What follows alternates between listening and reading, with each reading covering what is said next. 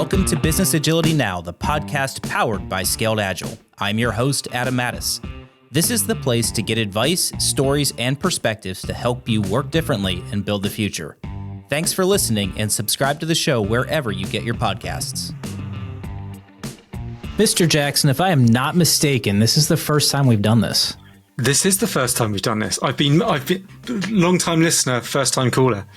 But it's good to see you, Adam. I think you've been avoiding me. Yeah, I have. That's what I think this is. Yeah. All right, Tim. So for those of you that are like, who the heck is this guy? Who are you? How'd you get here? And what are you doing now? My name is Tim Jackson. I'm an SPCT and coach and trainer. And I work with businesses of all different shapes and sizes to help them on their journey to business agility. But I got here for a very strange route in that I started it all out through being in a band and being in music. And that's how I got started. We started out back in the day when I had much longer hair. Then I was in a band and we had to learn how to market ourselves. I was good at graphic design. I learned how to code, and I started out as a developer originally.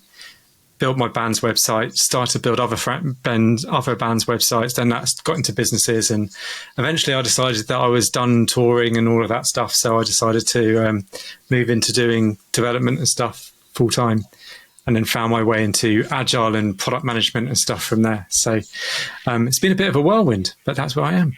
What's interesting is that you have a similar story to Carl Sterndal. Did you know that? No, I didn't know that. So Carl was a punk rock guy. Was in a punk rock band. I think he's still in a punk rock band. Yeah. ... business owner ... technology consultant. Yeah. Awesome. You guys actually have a pretty similar aesthetic too. Now that I see your black t-shirt, I don't think I've ever seen Carl wear anything that's not black. We've got the black t-shirt. I've got my instruments. I still play in a band as well. You both have great hair. Yeah. Well, I've got a wonderful barber here in the UK. Yeah, I do too. I take care of my own hair in the shower every morning. The benefits of being bald. I got a new barber and he gave me a hair strategy. Would you believe it? Like that's another podcast though. Are they upselling you products, or is it like do these things? That's funny you should say that. Yeah, no. But no, I've got. It's funny. The same thing happens to my wife. Every time she goes to the salon, it somehow costs like $500 more than what it should. Yeah, I have wonderful skincare regime, as you can tell. I think we're going down a dark path. That's not what people are phoning in for. Phoning in for? Tuning in for? I don't know. Phoning in, tuning in, nobody calls it anymore. Yeah. They're driving in their cars wondering what the heck we're doing. That's okay. So you've been doing this a while too. Like when did you first engage with SAFe as a way of working? So I think when I was working at British Airways back in 2017, I think, is probably when I first kind of got into SAFe. I was working in BA.com, and the guy that was heading it up at the time was having a real challenge in working out how to prioritize the stuff that was coming in for them. It's the kind of business, like so many other businesses, that are like they only had so much capacity, and there was literally like coming in from all different angles. And so he set me off on this task to go and figure out how we were going to prioritize stuff. And I looked at all different kinds of prioritization techniques and stuff. I'd kind of heard about SAFe previously in a role that I was doing, which was a bit like an RTE, but I wasn't an RTE. Put forward lots of different options, but WSGIF was the one that just made sense. And so from there, we used that to prioritize all of the commercial portfolio within BA, and then it just kind of snowballed from there. And then I went and got my SPC with Daz, SAFe Fellow. And so it kind of all started from there, and then really got into had never done any training or anything before then, but then just really found a love for training. We launched our first arts. We saw some amazing improvements from that, and it just kind of kept on going from there. I mean, I suppose as a performer, you just feel at home in front of a group. I do like waving my hands around in front of large audiences. There's something in there that just fills that old need that I used to have. What I enjoy about it is seeing how I'm able to increase the energy in the room. just by the things that I say and the things that I do. It's intoxicating. But at any rate, so you mentioned Wischief, and so it's an interesting paradigm. And right now we're going through a big effort of simplification within the framework. And I know you know this, and I'm sure others have felt it as well. Did you know that there's over 500,000 words in the framework, and that those 500,000 words comprehend at a 22 and a half grade level, which is post PhD? Wow. Yeah. Isn't that crazy? Yeah. So I always kind of think about it as like, it's about like 900 pages or something, isn't it? The framework, which is... But it's interesting because it's grown through the evolution of need, right? So in the beginning, when we really appealed to the innovators and the early adopters, they didn't need a lot, right? They just needed to understand the basics and they were going to go figure it out. And then as you got into the majority, where they wanted to know all of the things about all of the things, well, you needed all of the answers for all of the things and all of the what ifs. And now as the market matures, Gene Kim talks about this a lot in his book, Wiring the Winning Organization, but there's a need now for extreme simplification for mass consumption. So what we're doing is we're going through and reducing the reading comprehension level from 22.5 to about 8. And what we hope that alleviates is people saying, well, SAFe says, as a reason for doing things, right? Because you and I both know, right? SAFe doesn't say a lot. We don't dictate that you do a lot. It's pretty much follow the mindset, values, and principles, and do PI planning. The rest, like, let's have a conversation. Yeah.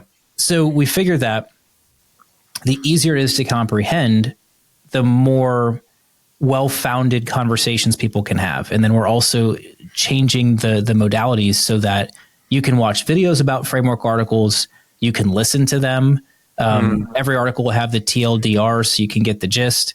And we'll also embed SAFe Copilot in all of those so you can actually ask questions of that specific article. So there's a lot we're doing in there. And the whole point that I brought that back to was Wischief.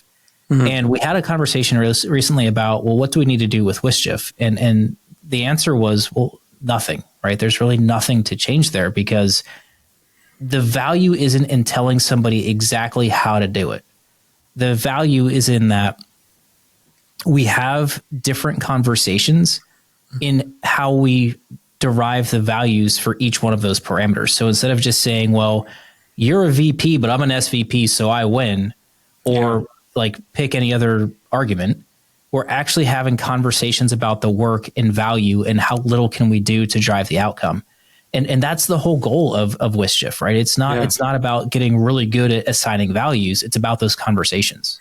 Yeah, and that's what we found and why it was so successful is certainly within back in the day when we first were experimenting with it, is we had all sorts of different things that we were looking at, and some things were like ancillaries, things which were fairly small but generating revenue fairly quickly. And you could get value really, really quickly from doing that versus these much bigger things that were going to take longer. And the guy who was head of ancillaries at the time, he was saying, I get it because it's fair. You know, like now I'm starting to find that my smaller stuff is starting to kind of actually come to the top. And it's not like, and those conversations that we had were brilliant. And the leaders that we found, they were like, well, no, this isn't just urgent because the CEO says it is, but actually we can have that conversation. And we talk about this all the time with Agile and all of the different ceremonies and different tools and things that we put into place. So much of it is about that conversation. And I had a bit of a bet with some of the guys that I used to on one of the engagements I was on a couple of years ago, which is if I ever say SAFe says, then I have to do 10 burpees. That's the rule, because it's not about dogma. It's about how can we facilitate conversations? How can we find different ways to kind of explore things and look at things through different lenses? And I think that's where I found the most success with SAFe is it's just facilitating those conversations. Well, I think you hit on something really important there. And I think it's something that's got a lot of well-intended people in trouble, right? And it's always about being pragmatic over dogmatic. I mean, there's so many, I'll just say it. I mean, I think Agilists as a whole are some of the least agile people you'll run across because they're so stuck in dogma that they forget why they do what it is that they do, right? Like our whole, and it goes back to what you said too about conversations. The whole goal of what we're trying to do is improve communication so that we can deliver value and outcomes faster. But then as a group, I've never met so many people who are so resistant to conversation and new ideas that are different than their own. And I think it's just a really sad place that a lot of folks have found themselves. Yeah. Yeah. I remember being on a course once, and it was an APM class, an Agile Product Management class, and we're going through it and saying, and we're talking about, we talk about having a brief and stuff like that in one of the lessons, and someone was like, "This is not safe. This is not what safe says." And it's like, well, it does now, and it's like, is it helpful? Does it work? Those are the most important things that we kind of need to think about. And I love what Don Reinertsen said it on one of the keynotes that he did at a SAFE conference when talking about WSGIF. Actually, it's like, you got to make sure you don't switch your brain off with this process. Like, if you're like, don't put your shoes on before your socks. It's like really, really simple. Just think it through. Is it working? Does it make sense? And that's what all of these things are about at the end of the day. Sure. And I think that's the most important thing to learn or to remember with any of this. The way that I try to create some, I guess, metaphor whenever I show the framework to somebody for the first time is I'll pull SAFE up, the whole big picture, and I'll put it next to a picture of the interior of a Snap-on tools truck. And I don't know if you know what Snap-on tools are, but they're a really high grade of mechanics tools. And this truck comes around to different mechanic shops and car dealerships every week, and they have everything you could ever need to do anything in there. And so I look at SAFE as that, right? And the goal is not to use every single tool in that truck. The goal is to say, okay, I am changing brakes on a car today. What is the fewest number of tools that I need to take out of this truck to do this job efficiently? And I need to understand what I would use the other tools for, but I don't need to use them all today. I just need to use the ones that are helpful. Mm-hmm. And I try and draw that paradigm with people to understand, hey, there is a lot of capability in SAFE, and a lot of it you might find helpful, and a lot of it you might not find helpful. But the goal is to figure out what is the smallest subset of tools from this toolkit that I need to solve the problems that I have to deliver the value that I hope to achieve. And I think when people really start framing it in that headspace, instead of I must do everything and when do I scale to a large solution, well, the answer is maybe you never do. Maybe your context doesn't need that, and you should only use it if you absolutely need it. It completely changes how they perceive things. And I think we all need to be better about remembering that. I mean, to your point, if every time somebody said SAFE says they had to donate $10 to charity, it might force them to think a little more critically about why they're recommending what it is that they're recommending. Yeah. You're almost saying that simplicity and maximizing the amount of work not done is essential. Oh, you mean Agile Principle number 10? That sounds like a thing. We shouldn't geek out on. No, but you know what? So that's where the dogma and the pragmatism overlap. I am the most dogmatic about that principle. Yeah. And it results in pragmatic results, or it has pragmatic outcomes. Yeah. Because I don't care that you're doing it because that's the way you've always done it. Like, let's figure out, is there a better way to do it? Do you have to do all those things? Do you have to deliver all of those stories to deliver that feature? Well, the answer is no, so don't do it. Don't just do it because you did it that way before or it's written down. Like, do the least amount of work possible to get the maximum benefit and move on to the next thing. Yeah. So those are things that I think are the most important for us to hang on to. And so with that, let's dovetail into, what changes have you seen in our space, right? So I think if I have to capstone what it is that we do, it's operations consulting, it's management consulting, there's a little bit of strategy, it's product operations and technology. Like, in that whole ecosystem, what are some of the biggest changes you've seen over the last year or so as it relates to the work that we do? I think the big thing for me that I've seen over the last couple of years is, and maybe partly the engagements that I've been on and some of the clients that I've worked with, there's been a bit of a trend of people are coming in and saying, do this and have this this blueprint. If you follow this process, then everything will be okay. And whether or not that's doing some tooling or even just trying to implement SAFE, but doing it without really thinking about it, like you say, without actually using those tools really, really well. And I think the thing that I've seen quite a lot, and I think that's one of the things that is really hard, and it's been in the implementation roadmap forever, but working with leadership initially in their mindset is, I think, absolutely critical, because so often for the leaders that we work with that are actually in control or actually really need to drive these implementations, they have so often been in their business, in their companies for 20 or 30 years, and they've come up through being, junior, or maybe they've been on the tools if they're in automotive where I've been recently, and they're kind of coming up, and they've learnt to, and they've got to where they are through doing things a certain way. And you then have consultants that then show up and say, hey, all of that stuff that you've done, you need to do something different.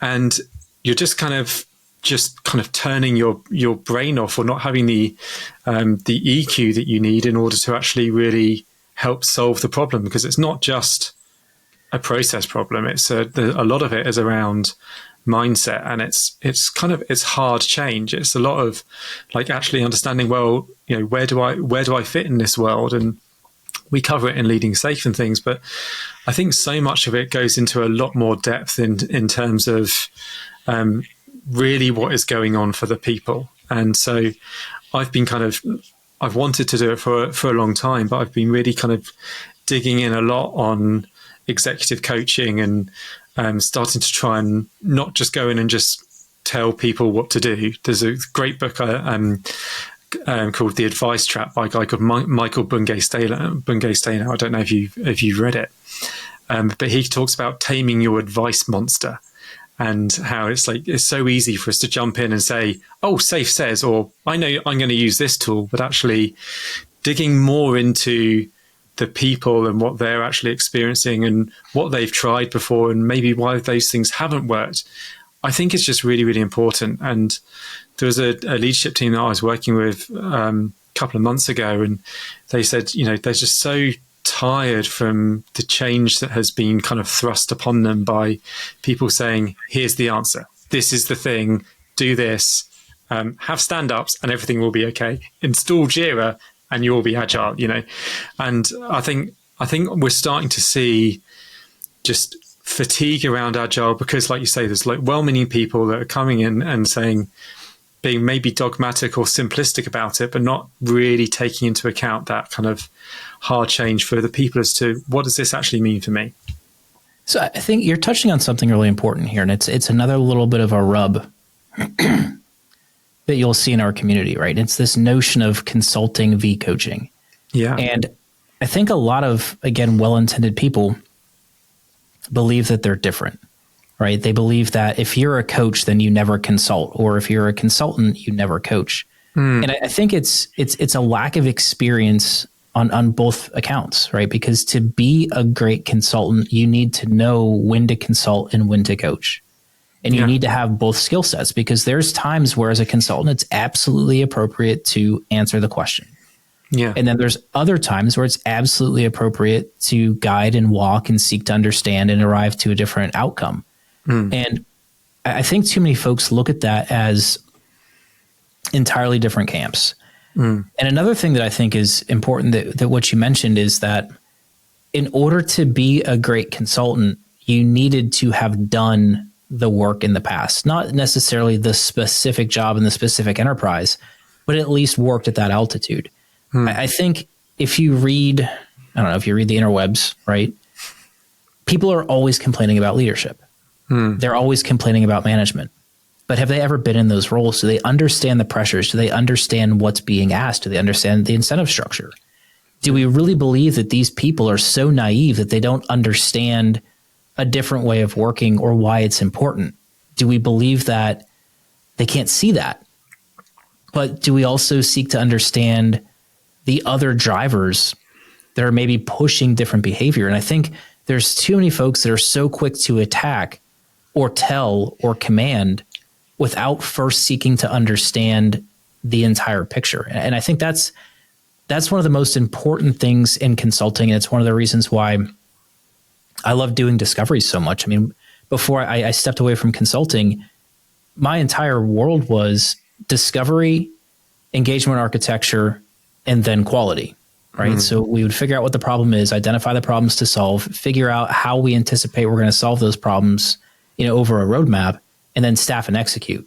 And I thought it was so important. And then what I've seen a trend in is that there's so many companies that come in and they ask for a thing. They're like, hey, come in and do this safe transformation or do whatever. And people say, okay, cool, we'll do it. Go. Implementation roadmap, drive on. but they never seek to understand why. Why are you doing this? What change? What do you hope to achieve through the change?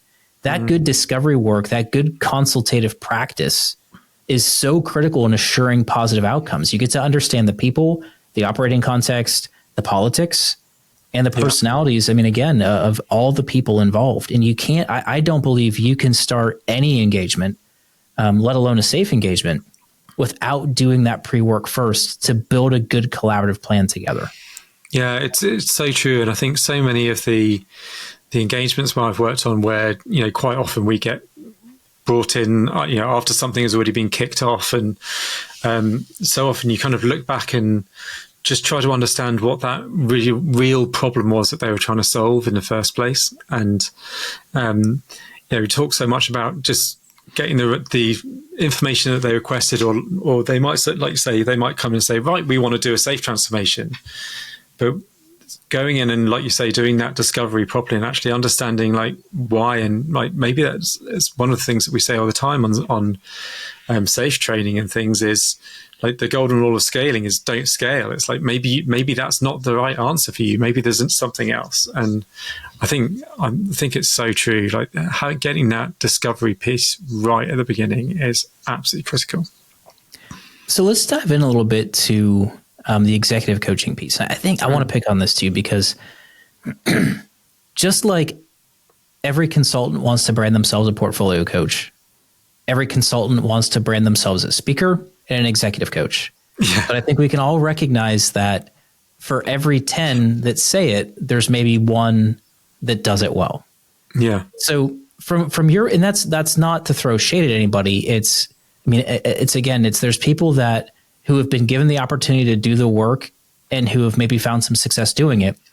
And then those who have made it their life's practice to be great at it. Mm. And that's a very big distinction. When you talk, like anybody can go in and coach a portfolio and get incremental results. Yeah. But it's the people that have dedicated their entire professional endeavor, like all the work that they do, to knowing the ins and outs of portfolio and the politics and all of the things. They're the ones that are great. And the same thing with executive coaching, right? You can't just take a class online or had success that one time coaching an executive and then all of a sudden you're an executive coach. It takes discipline. It takes work to really get to that level of reliability. So, in your world and the work that you do, what are some of the steps that you took to really achieve some degree of mastery?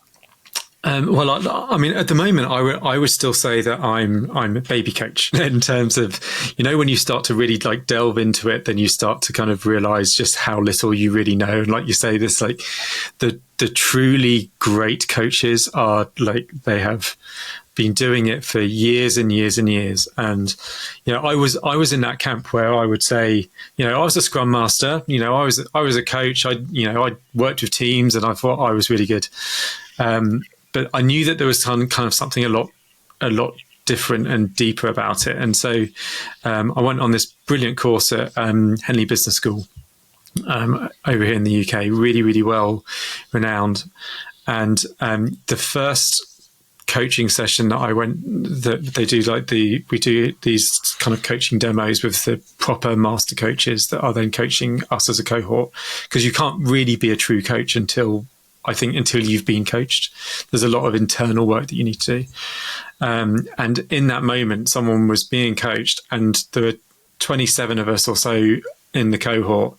And just as they were going through, the coach was talking through this problem with the coachee, you could have heard a pin drop. You couldn't hear anything in the room for half an hour while they were doing the demonstration, because there's that level of depth. And that made me just think, wow, okay, I know nothing about how to do this. This is so different from from everything that I've done. And you realize that I started to then kind of think through some of the other kind of consultancy or kind of the times when I thought I was kind of coaching people. And you just realize that I was jumping in and giving advice way too quickly, and I wasn't really staying curious enough for long enough in order to really get to the problem. And you start to realize that the ultimate game is, or goal is the same, that you want to actually facilitate their growth, right? And doing that not by saying, do this, but start to try and evoke awareness in themselves, because they're far much more likely to be able to do it themselves if they kind of come to it on their own fruition. So I spent a lot of time reading. I've been coaching a lot of people through this kind of discovery as well, where we record it and I was like, do you know what? I have nailed this. I am getting so much better at it. I was coaching someone. I asked a question in the first couple of minutes and she burst into tears. And I was like, yes, I have like hit someone on a really, really strong, powerful level. And it felt really good. And she came away with it. It was brilliant. And I've got a mentor that was helping me. And I played her the recording of it. And she was like, it's not terrible what you did there. And I was like, and it's like, but you then start to realize how powerful some of this stuff is. And if you're going to be hitting on some really kind of deep emotional stuff, then you've got to set up the right kind of groundwork in order to do it. So I'm a member of the ICF and kind of subscribe to their code of ethics and stuff to really try and help to focus on what is proper coaching, which is still something that I consider myself to be a novice at, to be honest. But it's so important just to pursue that lifelong learning of wanting to try and get better, evaluate where you're going. How is that going? How could I have done that differently? How can I listen more actively? How can I ask questions which are going to actually open things up rather than closing things down? And so, yeah, I think there's lots and lots of practice and evaluation, same kind of like OODA loops or PDCA type cycles. Like, let's do a bit, let's check it, let's see how it works and keep on trying to do it better. What I have found is that some of the sessions that I've had where I've been doing what I now consider to be much like proper executive coaching, you can facilitate so much more growth in a really short period of time by getting the right people in the room to kind of thinking about the different ways that they can actually do things. And that's been really powerful. What do you suppose is the difference, or what have you experienced that's different in coaching, say, a Scrum Master, product owner, developer, RTE, and somebody that's an executive that has fiduciary responsibility, that has a lot of span of control and a lot of responsibility on their shoulders? Different responsibility. I think so much of it is about understanding with where executives are and people that have a lot of fiduciary responsibility, that have a lot more responsibility on their shoulders. A lot of what they need more than anything is a bit of time. You know, a lot of the leaders that we work with are coming from going from one meeting to another, making multi-million pound decisions, dealing with massive risks. And so much of the time, what they just need is just space to actually really think things through themselves as well. Especially, I think, post-COVID, we are going from meeting to meeting, Teams call to Teams call or whatever. And just having that time and space to really think things through and to have that kind of mirror held up to them, I think is incredibly valuable for execs, because they don't normally have that time. And, you know, they are a lot of the time when talking to people, you know, these are really smart, really bright people that just need that little bit more space. The team coaching and the RTE stuff, I think it's a lot more generally tends to be more like coaching the basics, right? I don't know if you find this in your engagements, but we tend to find that so many of the problems that we have with teams is maybe they're just not just doing those little things well, and it's correcting on some of those things. The exec coaching and working with people on that level is much more kind of thinking around completely different ways, creative ways of solving problems, I think, which just goes in a completely different place from just coaching flow. Sure.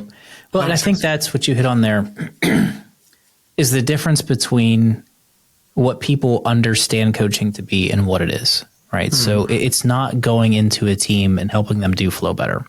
Mm-hmm. It's not going in and helping them do stand-ups better. You could argue that though we call it coaching, it's more consultative, right? I'm watching what you're doing and I'm spot correcting.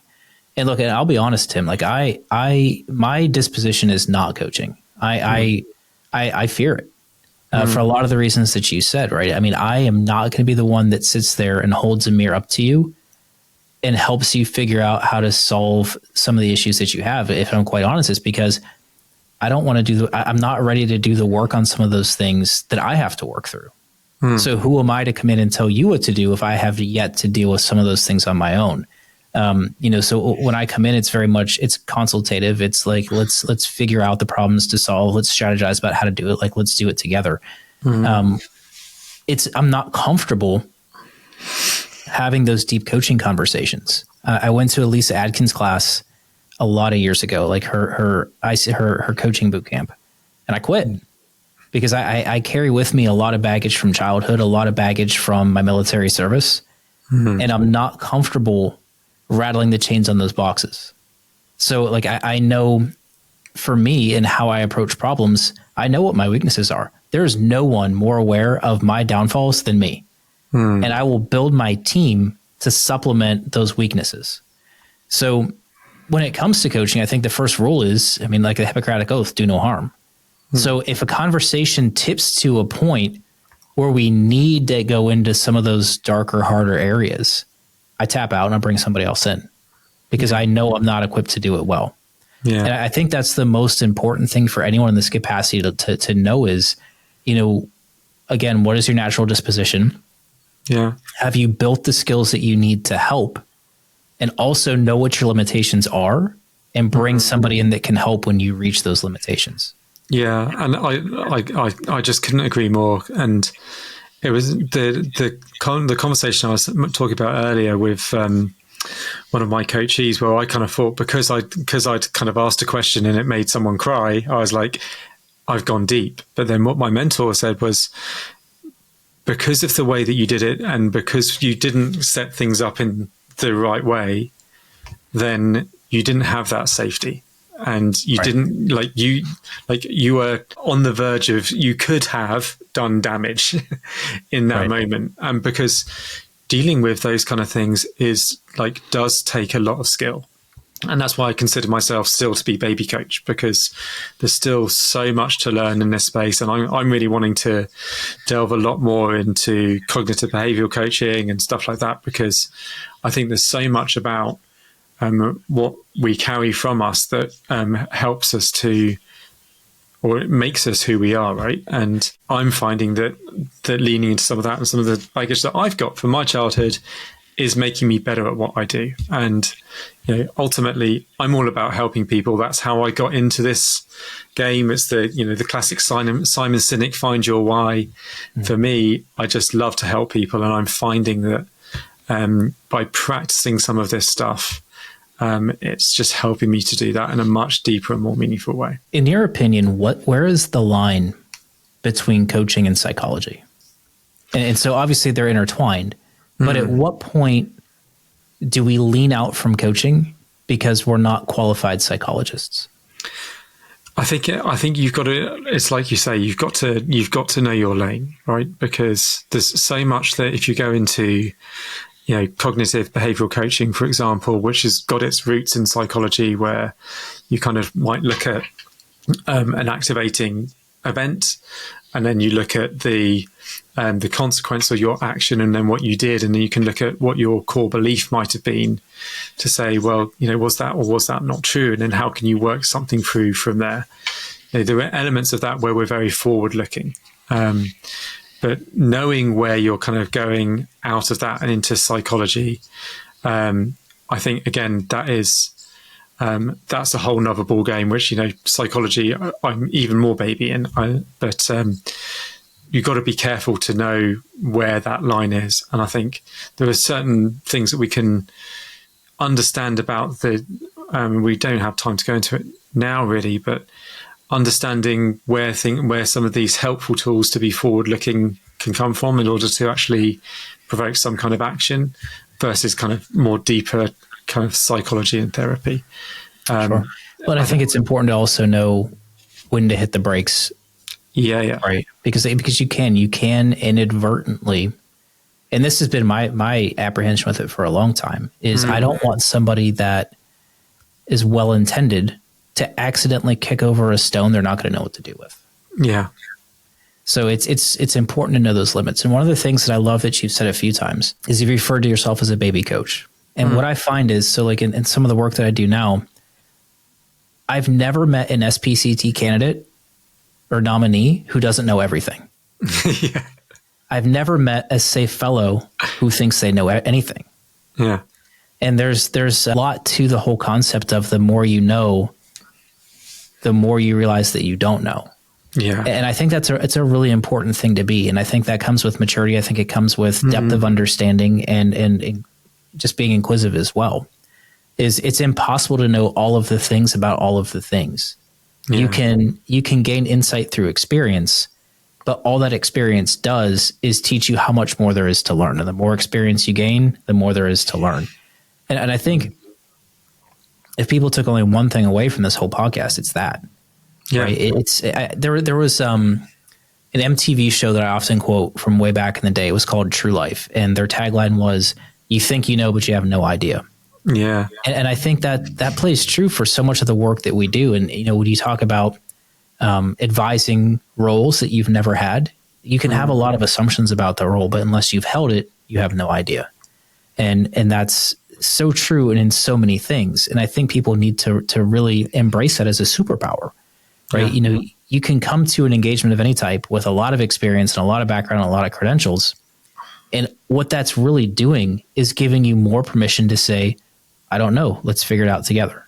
Yeah. And then you have to have confidence to be able to say that and realize you're not going to get thrown out because it's your experience and their context that's going to help solve the problem in the most meaningful way. Yeah. And I think that's where, same guy, Michael Bungo-Stenger in The Advice Monster, I love the way that he talks about it and says, it's about staying curious for longer. It's not that it's the wrong thing to give advice. As consultants, that's so often what we are there to do, right? And quite often as a coach, when I start coaching someone, then people will quite often say, I want some models or some advice about how I might go and do this.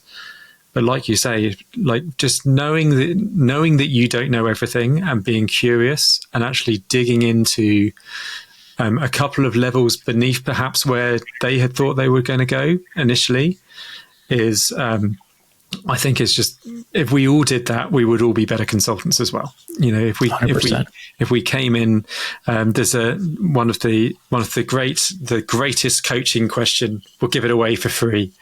But one of the greatest coaching questions is, and what else? Because so often you kind of get to here, and then, and what else will take you to another level and another level.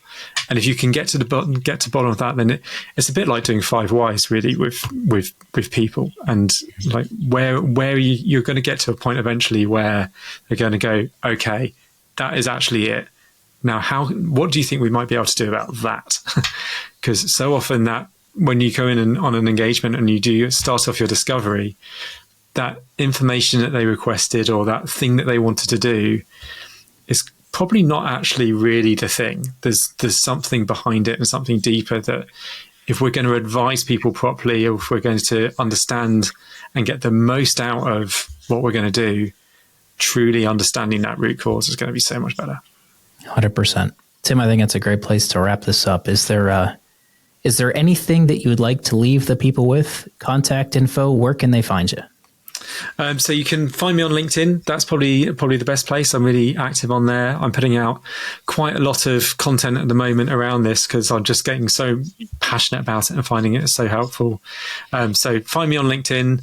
I'm also doing another podcast as well, which we'll talk about another time, called I Learned It in a Band, which is all about some of the transferable skills and stuff that we've had. So check out that and find me on LinkedIn. And if you want to know more, then you can always get me there. All right, Tim, we'll link it all in the show notes. I really appreciate it, man. I don't know why you hid from me for so long. This was a good conversation. I've got so much to talk to you about, Adam. It's insane. So, all right. Well, let's do it again, my friend. I'll see you soon. Take care, buddy. Cheers. Bye. We hope you enjoyed today's episode. If you like what you hear, please refer us to your friends and colleagues and subscribe to the show wherever you get your podcasts. I'm your host, Adam Mattis. See you next time.